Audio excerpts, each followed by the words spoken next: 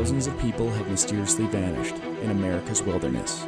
Join us as we dive into the deep end of the unexplainable and try to piece together what happened. You are listening to Locations Unknown.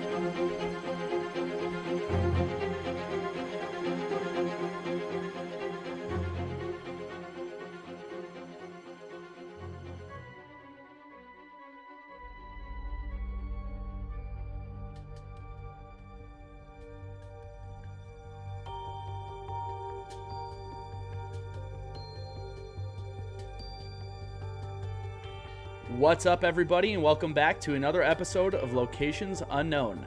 I'm your co-host, Joe Irado, and with me, as always, is a man who can walk and chew bubblegum at the same time, Mike Vandebogart. Thanks, Joe, and thank you to everybody who's tuned into Locations Unknown once again. We've got a really interesting episode this week. It's Joe and I just got done interviewing the sisters of a case we did pretty early in the start of the show, Michael Allen Ficery. Yeah, I think it was episode number 4. It'll be about 30 to 40 minutes long, and it's a lot of a lot of new information about Michael from his sisters came out of the interview, things we didn't know about his past and who he was as a person, and kind of how the search and rescue operation went on the ground, because both sisters were there for that. So it was a really cool interview. Before we get on to that interview, we've got a lot of new patrons to acknowledge this week. So again, I always say this, I'm going to apologize if I butcher your name. It's kind of what I do. So we would like to give a big thanks to Alex Swingley, Trevor Gordon, Alyssa Forvor, Carrie O'Connell, Eva Freeman, Dan Price, Sarah Maslick, Linda Rauda, Robert Troy Hampton Peterson, and Debbie Marlowe. So I think you did pretty good. Yeah, And it sounded okay. I think Robert Troy Hampton Peterson, you should add the 5th after your name or something. It sounds like you're royalty. Yeah. But no, we can't thank you guys enough. It means a lot to us that you guys are helping support the show. We just started recently releasing patron-only content, and we're going to try and release a patron-only episode every time we release an episode for the general feed. So for as little as $1, you can get access to that content, and if you help us out with more, there's some swag that we will send out, including some hats and bumper stickers, and we got some new stuff we're going to be posting on there. So yeah, once again, just thank you for helping out the show. Yeah, I agree. Thank you very much. And without further ado, Mike, let's roll the interview with Michael Allen Ficery's sisters.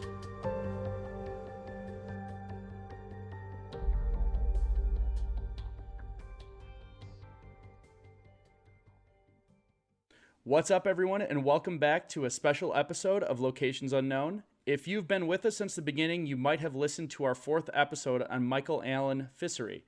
Michael is planning a solo hike up the north side of the Hetch Hetchy Reservoir in Yosemite National Park. Michael planned a hike to Ranchero Falls, Tiltil Mountain, Lake Vernon, and then through Beehive before returning back to Hetch Hetchy. We are happy to have Michael's sisters, Robin Ficery and Honor Boone, with us to talk a little bit more about their brother. I guess we'll kind of start right out.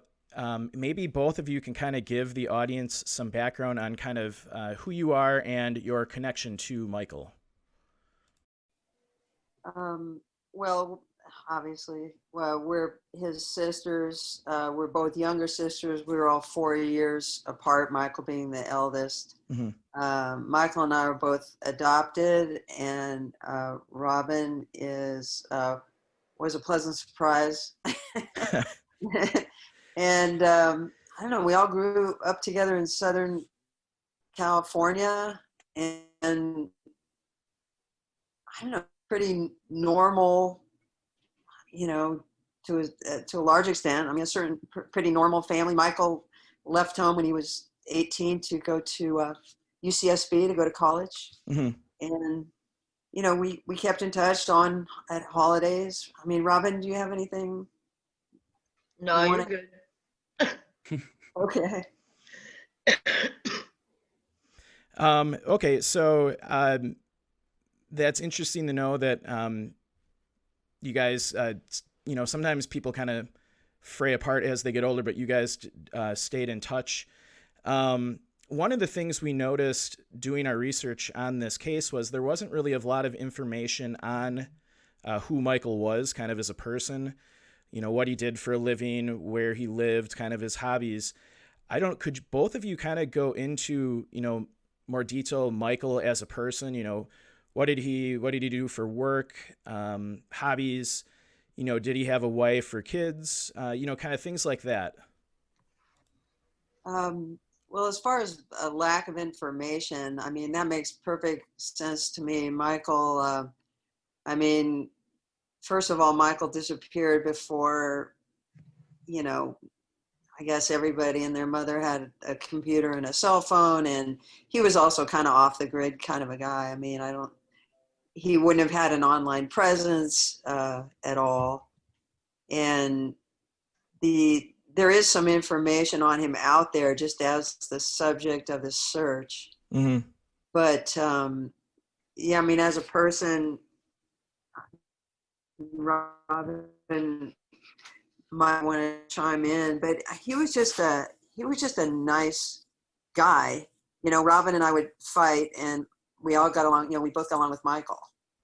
He was a nice guy, the smartest guy I've ever known. Robin would probably agree with me on that. Robin? Yeah. Yeah, he had a photographic memory, I think, or just at least remembered everything he ever heard or read. Mm-hmm. And he ended up, I mean, he probably could have done anything he wanted. Ended up working for the post office after he graduated from college. He was there for years and spent most of his time, Robin, cycling, boogie boarding. He spent a lot of time at the beach, hiking. I'm not trying to monopolize this, but Robin is not interested in talking too much. I don't think. I think she wants to. She will be welcome to correct me when I make a mistake, though. Okay. So you would say he was probably a pretty fit individual. It sounds like he biked a lot and hiked a lot. Was he pretty avid, experienced hiker, backpacker? Yes. Okay. He did hike a lot and stayed fit, cycled to work every day. I mean, he didn't exercise, I don't think, work out for the sake of working out. He did things that he enjoyed doing, like cycling and hiking. Okay. Was he experienced in the area of Yosemite that he had gone hiking in? Robin, do you know anything about that? Yes, he had been there. He had been to Hetch Hetchy before. I don't know exactly every spot that he was going to, but he'd been to Hetch Hetchy. Okay. Have either of you, obviously, I think, Honor, you said you were on the ground during the search and rescue operation. Had you been to that area of Yosemite prior to this? No, and Robin was there as well. We drove up together when they confirmed that his car was still in the parking lot after he should have been back. We both drove up together the next day, right, Robin? Yeah. Okay. Since you did experience kind of the area where he went missing, can you kind of describe it to our audience? A lot of people probably haven't been to Yosemite before. Yeah, I mean, it's not the probably most visited part of Yosemite. That would be Yosemite Valley, and where Half Dome and Bridal Veil and all the famous sites are. I believe it's up. God, I feel like I should know so much, but it's like maybe the northwest side of Yosemite. Okay. And there's a big reservoir, and we've been up there at least a few times since on the anniversaries of his disappearance. Robin has gone as well as some of his friends. And you can walk a trail. The beginning of the trail, it starts at where the reservoir is. And you can walk through a long tunnel, and it brings you around to some falls, and then on from there And then you can obviously take different routes once you're further along up there. Mm-hmm. I have a quick question. So when we were doing research, we kind of mentioned this before. It didn't seem like there was a ton of information available, which again is why we're glad that you reached out. There was a statement from somebody claiming to be your brother that talked about Michael going missing. Do you guys have another brother that talked to the press about this disappearance at all? No. Okay, so see, and this is why it seemed kind of shady, and we mentioned it back in episode 4 because there's someone that claimed to be his brother that said he wasn't prepared with the proper equipment, and they didn't give his information or his name or anything, so it probably could have been somebody who was either taking advantage of the situation for their own popularity or something like that. Right. Were you experiencing anything like that during the search with people trying to get involved or get like implying or that they're involved with the situation at all or trying to get in on the search and rescue operation? No, No.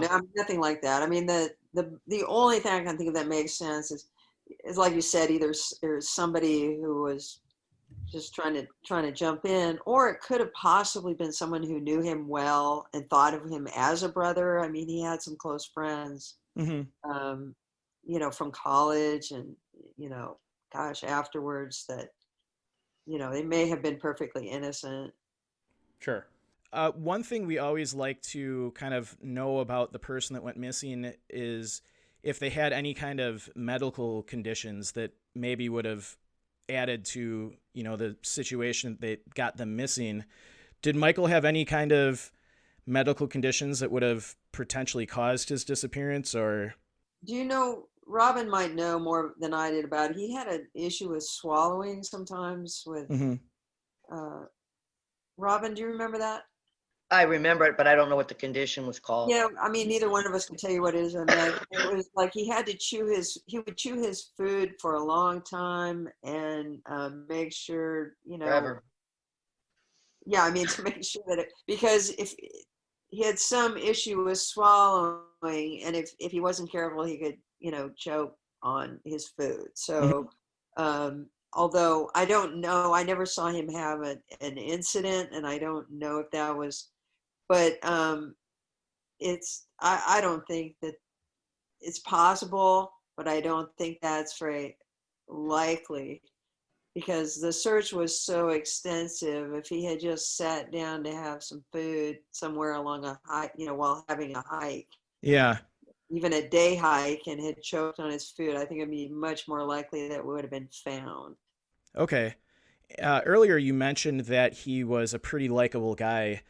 Would you have any reason to believe that maybe he had an issue with somebody and maybe they followed him into Yosemite or anything like that? Or he was just such a nice guy that you couldn't picture that happening?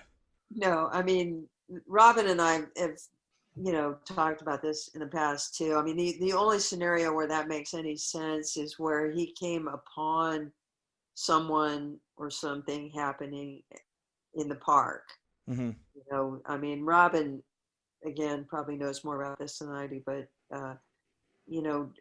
Robin, aren't there like examples of, people that have like, been Yeah. like when marijuana was illegal in California Well, growing? the rangers were telling us that how populated the drugs are there, that you can actually fly them in and out without anybody seeing. And my brother would have gone up to anybody to talk to him. Everybody they stopped during the search had talked to him. Okay. So, Wow. So that area of the park is so big that there could potentially be illegal operations back there that nobody's knowing about. right.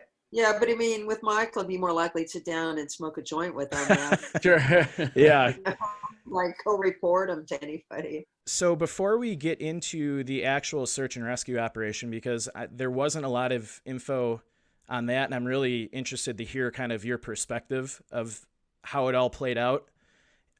Before we move into there, are there any other things you'd like to mention about Michael, his past, or his, how he was, who he was as a person? I mean, he was just a good guy. I mean, I can't say we were like super tight. We were very different people, and I think Robin, you and Michael were very different, but we all genuinely cared about each other, and we, you know, gosh, he was a good brother and a good guy, and we'd see him when we could, not a lot, but we and then we'd see him at Christmas. He'd come home, and my mom adored him. Or our mom adored him, and he he argued with my dad, but he probably liked my dad better than any of us did, don't you think? Probably, yeah. This is really nice to hear about too, because a lot of the cases we do, we're a lot of times speculating about how the person was or who they were. In a few cases, we do get to talk to some of the family members, so it's very nice to really get an understanding of who this person was, and hopefully for you guys, give an opportunity to tell his story a little bit better than two guys out of Milwaukee that don't know much about his background.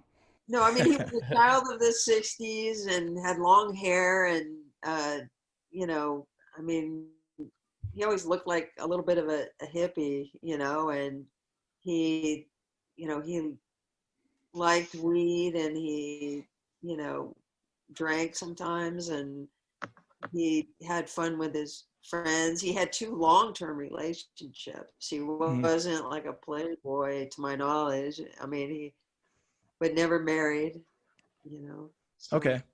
Yeah, he sounds I know I would want to hang out with him for sure. Yeah, he sounds like a fun guy. Yeah, absolutely. Okay, so moving on, when we did the research, the research stated that once he was declared missing, the search and rescue operation started about 4 days after he left for his hike. Like you said, you mentioned you were on the ground for the search and rescue operation. Can you kind of go through the timeline of kind of when you heard that he was missing to, at the end of the search and rescue operation, where they kind of have to start, cutting back people on the operation? I think, Robin, you'll have to correct me if I'm wrong, but I think that I tried to call, and now it's funny because we didn't normally keep a close track of what he was doing. He didn't always share his travel plans with us, but I think Robin, he did tell you, right, that he was going?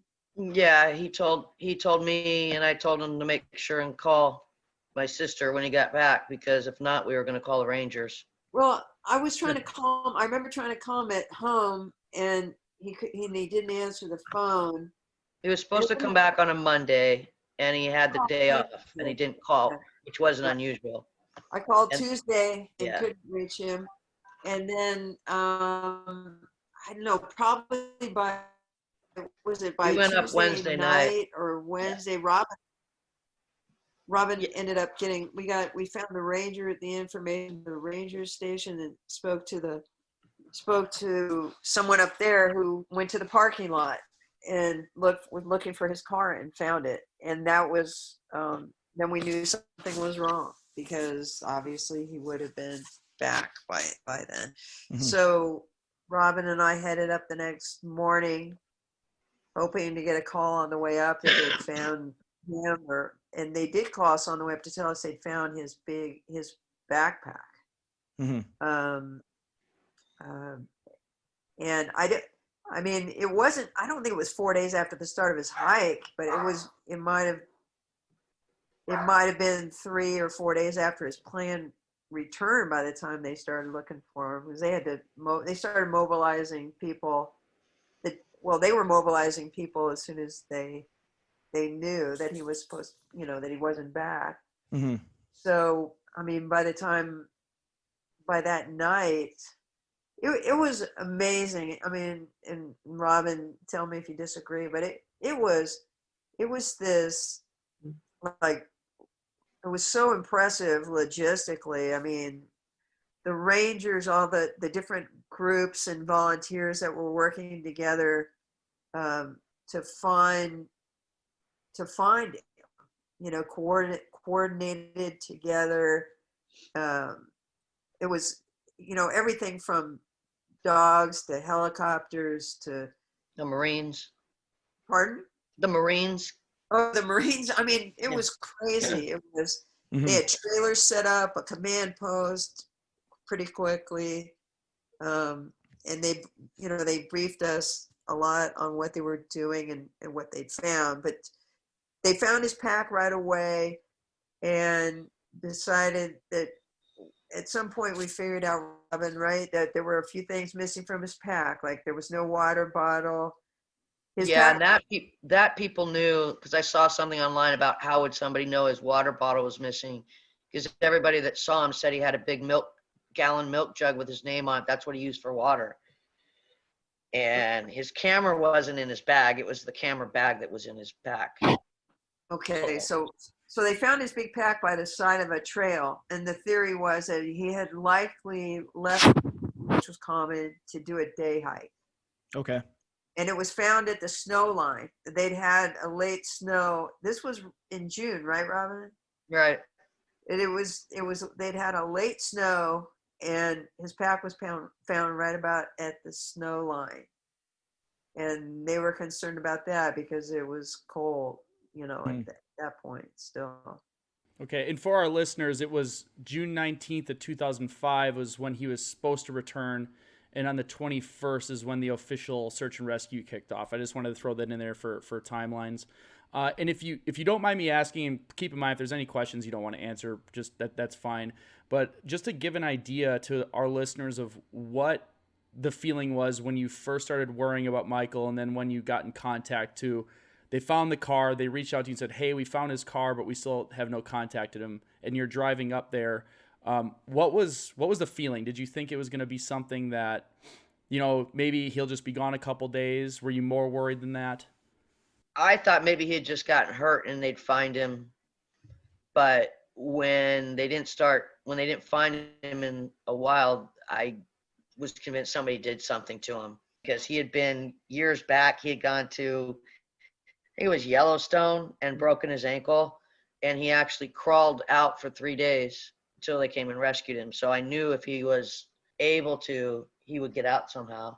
Oh wow, that's very interesting. So he already had kind of a run in the backcountry where he had to survive Yes. for quite a bit with an injury. Right. So so after that, our mom, we were all kind of on him about, checking in or letting us know where he went. And interestingly, I had a private, I was trying to get hold of an ex-girlfriend, Claire, and it had something to do with his habits. Like they wanted to know about his plans and his habits when he hiked. And the only person I knew that was an ex-girlfriend, Claire, and she was, I couldn't reach her. She was with her parents traveling or something, and I had a private detective that I knew looking for, and we finally got a hold of her, and she said something that was interesting, was that he tended to what's the word I want?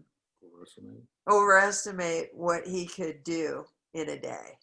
When he went hiking, he tended to sort of overestimate how far he could go, how much he could accomplish in a day. I think we've all been guilty of that as hikers. Yeah. You always think you can do more than you can. Yeah. But she also said that he would never leave his pack. They found his pack, and it had the camera case in it, and it was missing the camera. And then you made mention about, they said he was missing a water bottle, or did they find the water bottle in there? Well, no, I had read on one of, I don't think it was your website, something along that lines, though, that they said it was missing a water bottle, and the person that wrote this article said, "How do you know it was missing a water bottle?" Okay. Because everybody had seen him carrying that big jug of water. So also, if there was no water bottle, presumably he'd gone with one. You couldn't hike without a water container. And there was also, Robin, remember, there was a river nearer to where they found the pack. Yeah. So there were a couple of theories down a slope from where. So there were a couple of theories when they couldn't find him. One was that he had gone for a day hike and had gotten lost. And the one was he had gone down to the river to get water and possibly swept away or fell in or whatever. Okay, so after they found his backpack, obviously the search continued. I'm guessing at that point when they found the backpack, you maybe were thinking potentially that you would find him. Did the search and rescue operation find any additional objects of clothing or things he hiked with or tracks or anything like that? No, not that I remember. Nothing. There was nothing after that. Do you remember if any of the dog teams ever picked up scent from him? I know sometimes in operations they do pick up faint scent of the missing person. They didn't, but there were two different kinds of dogs. And I can't remember. They had one available right away, and the other not until later. But they have tracking dogs and they had cadaver dogs, and I can't remember Okay. which were available. But I mean, and they were interviewing people coming out of the park at different places, asking if they had seen him. They had, they were posting, they were putting it on the news up there. I mean, it was crazy. It went on for a week. And I think, Robin, didn't they say there was a book where they said it was the most expensive search in Yosemite history? What was it, like $500,000, something like that? I think Robin must have. We lost her. We'll see if she joins back up. Yeah, we'll see if she comes back. But I think that's true. It was, I think, an eighth of the search and rescue budget for the company was spent on his search that year, which is it boggled our minds just in our extensive research, finding out what they spend and the type of manpower they use to search for people. So it was very, very significant search effort. Yeah, it was. It was very impressive. In the meantime, they're also doing an investigation, like from the command post on his and the ranger station on him and his background. They're checking hospitals. They're asking us and other people questions about, what's going on in his life. Was he suicidal? Did he have money problems? Like that. So they, because they're saying, if we find him, he's going to pay for this. And I'm saying, if you find him, please, great. Let him pay for it. Yeah, we'll figure that out later. We just want to find him. Okay. So during the search operation, what was your kind of opinion of the park rangers, the park service? I know in various cases, this is kind of all over the map. Sometimes the family really feels that the Park Service did a great job, and other times they feel that they've kind of bungled the investigation and they didn't do it right or they didn't search for long enough. What was your opinion of kind of the overall search operation? I thought they were incredible. I thought they were really amazing. I mean, every single person that was paid to go or volunteered to go or, it was incredible. I couldn't believe the resources that they put out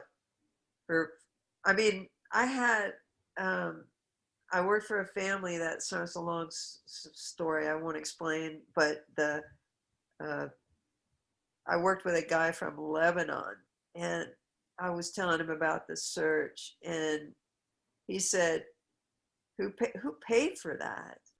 I said, taxes, I guess, our government.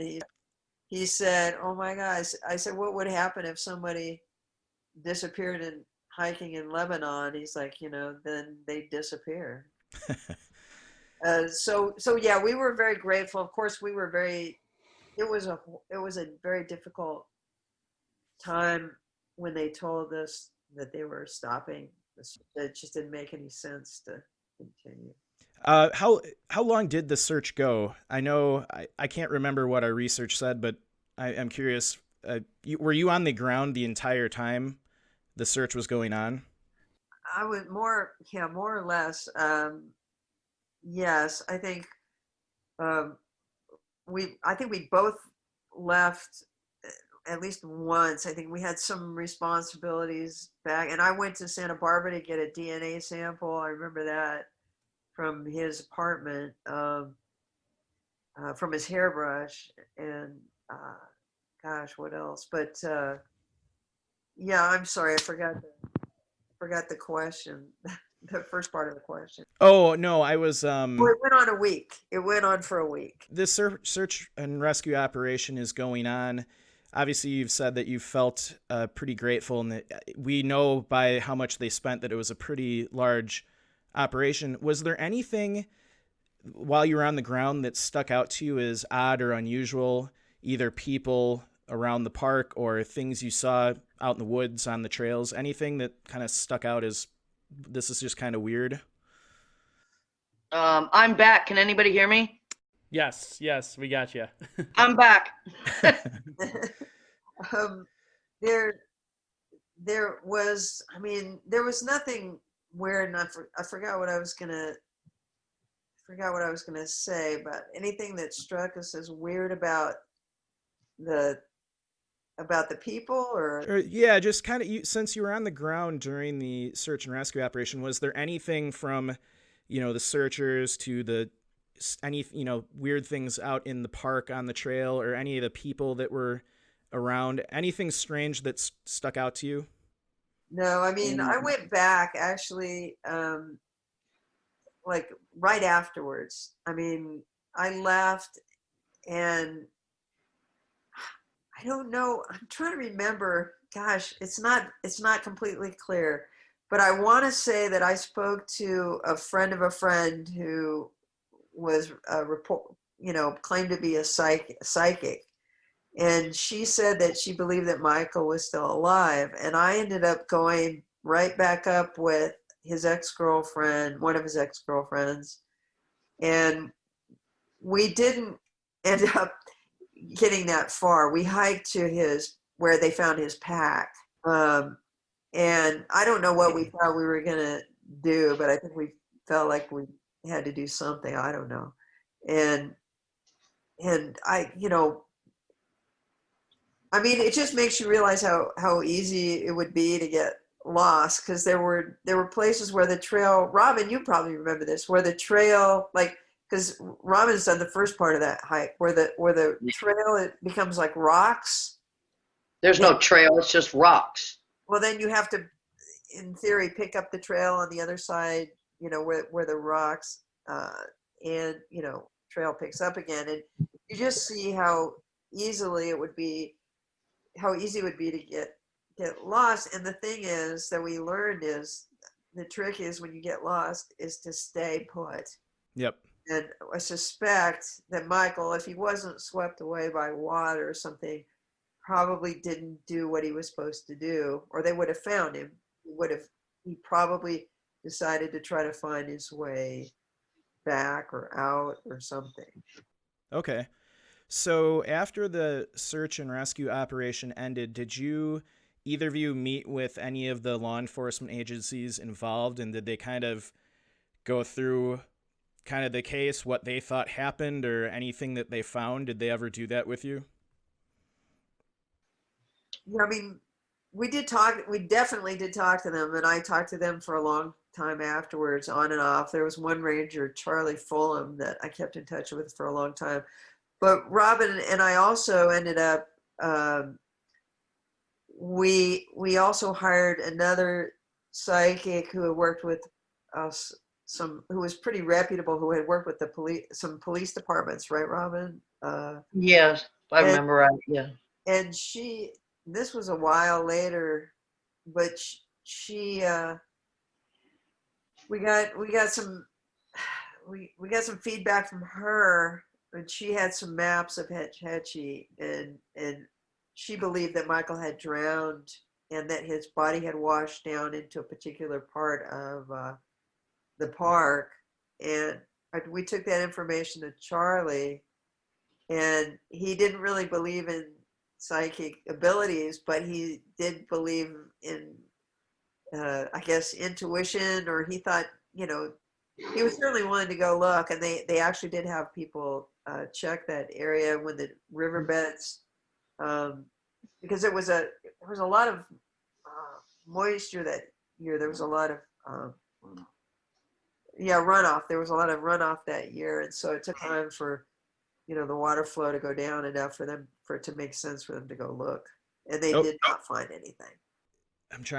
I had a thought, sorry, and it's escaping me now. Well, to be honest, the only really weird thing about the whole situation is that they never found his remains. I mean, people get lost in Yosemite to have, I don't know how many over the years. Lots of people get lost. People die in Yosemite. Yeah. But there was only one other case that I had heard about, was a father that had disappeared, and his sons had gone up there hiking every year, and they hadn't found his remains, but they had since found him. So you mentioned earlier in the interview that both of you have kind of gone to Yosemite kind of on the anniversary of when he went missing. How many years in a row, or how many times have you gone back to kind of hike the trail that he was on, or just to, visit the area? We went back, Corey, like up until about 3 or 4 years ago, because I can't do the hike anymore. I can't do it. I think I want to say we went at the first year, and then at the 10th year. Okay. I don't remember going more than that, but we did go with some of his close friends. He had a very good friend who's since passed away, Tom and his family went with us. Tom Eschenfelder, just a wonderful guy and a wonderful family, and they had been roommates in college. But yeah, so I mean, we did have a gathering in his house of his friends, and we toasted him, and he was loved. As the years have passed, have you kept in contact with any of the people on the search and rescue operation, any of the park rangers, or? It's been at least a few years since I've talked to anybody. I'm sure Charlie's retired now, and there was another. Gosh, I'm trying to remember. No, I mean, now, no. Okay. So, obviously, having been there for the search and rescue operation, knowing Michael for a long time, what's your theory on what happened to him? Obviously, there could be a whole list of different ideas on what happened to him, but be interesting to hear from you, because you knew him really well and you were there for the search. So you kind of probably have a different perspective than anyone else on this case. My thought is that he walked into a group of people that were doing something. I don't know if it was drugs or whatever, and they had to have done something to him, because he would have walked and he would have approached anybody. So, yeah. And the pack thing, to me, his backpack, I don't, that bothers me, because if he never left his pack, and it was leaned up against a tree, and he was not a neat person, he wouldn't have leaned it. He would have thrown it down if he did. That's my theory, but. Yeah, I honestly think he either got lost or swept away. The temperatures were unusually cold, and I think, but I'm sure he passed away. Robin, do you mind if I tell the story about Hollister? Well, I don't care. Well, were you there? You weren't there with me, were you, Robin? I don't know what story you're talking about, Hollister but Range. none of them on mind if you say. Okay. Yeah, I went to see a medium afterwards, and it was, there was a lot of information. I was there. Were you there with me there? Yeah. Okay, sorry. There was a lot of information about, generic stuff that might have applied to someone else. But at one point, no, Robin, you weren't there because I called you afterwards. She said that Mike hadn't graduated. She said he's saying he never graduated from college, and I said, well, that's crazy, because we went in a Barbara, and I remember it very vividly because Michael had a pot that he had hide in the closet before appearance. And anyway, so and we've done the whole graduation, and she said, well, everybody's telling me we theorize that maybe he's actually talking, communicating to her. Afterwards, I phoned Robin first, and Did you remember that, Robin, or you put me Yeah. in touch? Yeah, I remember. Yeah. She remembered like actually getting his diploma. I ended up calling one of his. Michael would like he had one more to write for one more class in order to completely like officially graduate. And in the meantime, they let him walk and do the graduation. I think we might have froze. Yeah, I can't. Can you hear me? Yeah. Yeah, we can hear you. I can't. Yeah, she's freezing on me. Hear me now? Yeah, we can hear you now. Yep. Okay, so I'm sorry, I don't know where I ended up. Where I picked it up, and Mike, you can tell me if I'm wrong. It sounded like you visited a medium, and they made mention of something like he didn't actually graduate, and you guys, even as family, were unaware that this was something you thought he did. And, I knew it.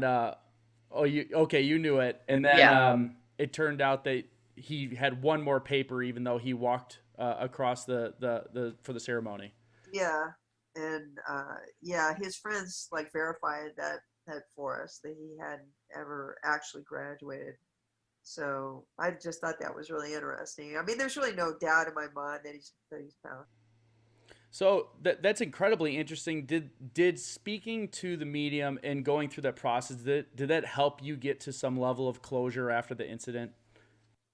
I think so, because I mean it confirmed, well, it confirmed my belief that he had passed and wasn't, hiding in Mexico or something. And it also,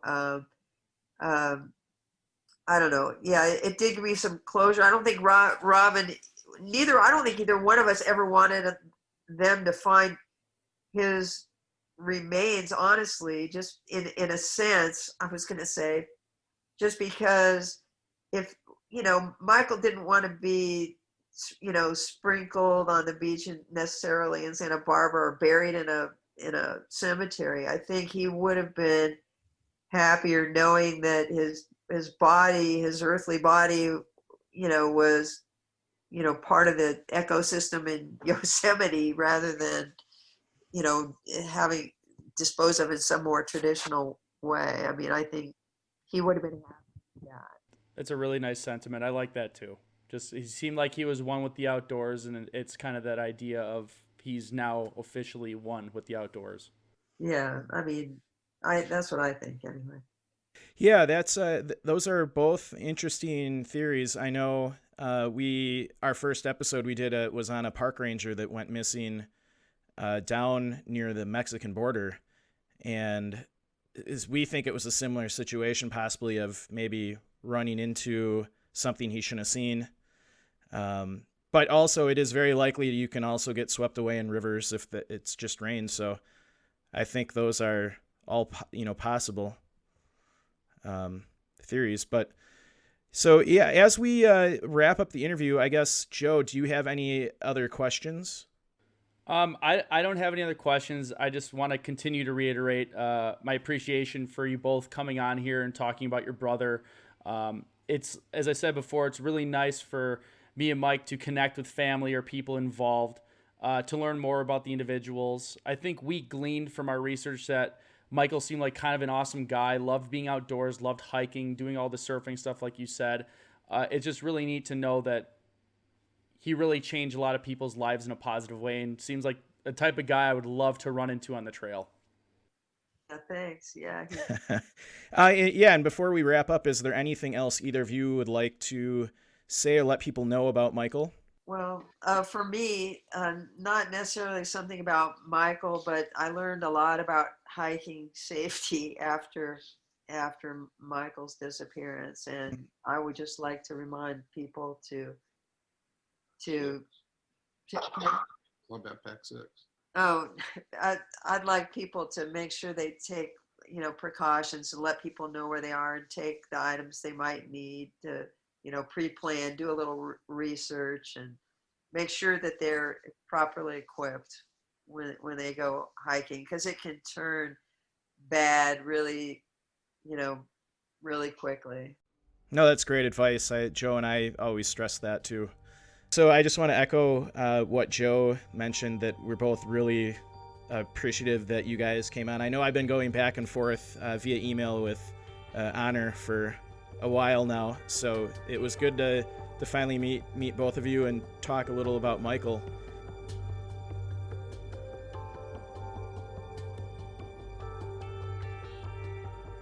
And welcome back.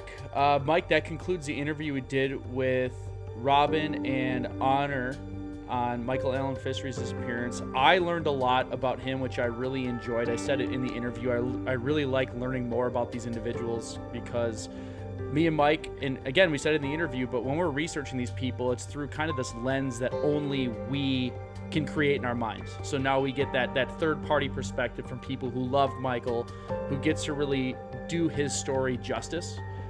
We really appreciate that. I loved her sentiment about how she said Michael probably would be happy that if he passed out there, that his body is contributing back to the environment which he loves so much. I really like that.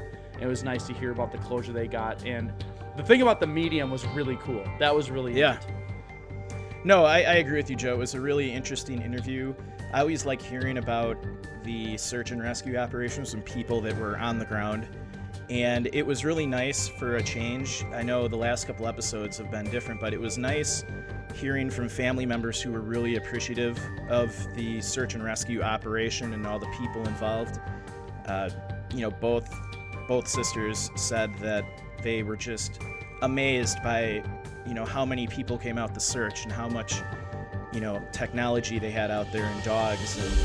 And so it was really good hearing about that, because a lot of times we hear about, family sometimes are clashing with the investigators and don't think they do a good enough job. So I really enjoyed hearing that part of the interview. Yeah, and it was I'm not sure if it was recorded in there or not at the end of it, but she mentioned that she started a company shortly after the disappearance because she learned a ton from the search and rescue people about things that everybody should have in their bag when they're out hiking, even if it's just for a day. It was called Pack 6. We'll be sharing that information on social media. She said the company was gone since she formed it, but it basically was an educational business to make sure that this doesn't happen to other people who might go missing in the wilderness. So look on our Facebook and other social media phrases called Pack 6. It was 6 crucial items that everybody should have in their pack that she learned from the search and rescue team. So look forward to that. Outside of that, again, thank you all of our listeners, followers, people that share our show, all our new patrons that sign up and like our content and keep our show running. And just remember to follow us on Facebook, Twitter, Instagram. We have all of our episodes on YouTube as well that come out. And if you're out hiking, walking, going through the woods, just always remember to leave no trace.